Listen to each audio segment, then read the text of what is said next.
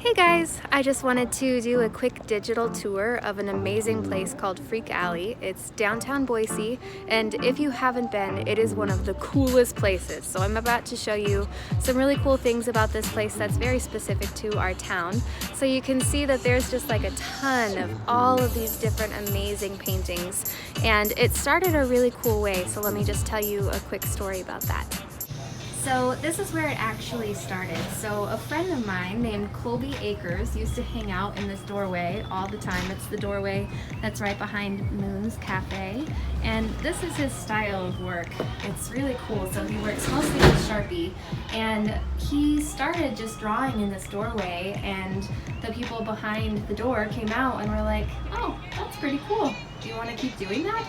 And so it started out as him sort of breaking the rules, but it turned into something that was really amazing, because now instead of having to try and find places where he can sneakily create art or where other artists can express themselves, people in these buildings have all asked these artists to come in and create these murals. So something that started off as sort of a taboo thing, breaking the rules, turned into something where all of these artists have a place to express themselves, which is a really great option because you shouldn't be painting in places where it's not specifically asked for. But this is an amazing thing that we've got in Boise, where people are asking for art to be painted on walls.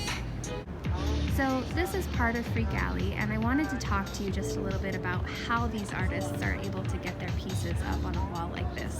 It's a pretty amazing accomplishment to be able to have your mural painted on a wall, and especially in a space like Galley, but it's actually a pretty cool process. So these people all applied to what's called a call for artists. So that means that they submitted their piece to a panel of judges for Galley, and they select a choice few, and then those people get to paint it all at once. So it's like a giant party down here, and people come in and paint their pieces, and then there's a whole new selection of paintings every year.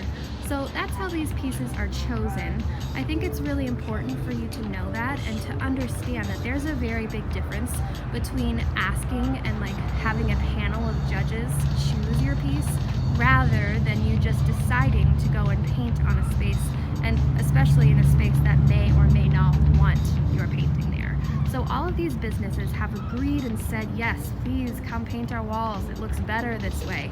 And they are able to select the pieces that they want because those people own those buildings. So to be able to paint on them, they are choosing which ones they would like. They're choosing which ones are the best out of a selection of professional artists. So rather than having people just coming in and painting random things, they are able to select it, which is the difference between Freak Alley versus just vandalism.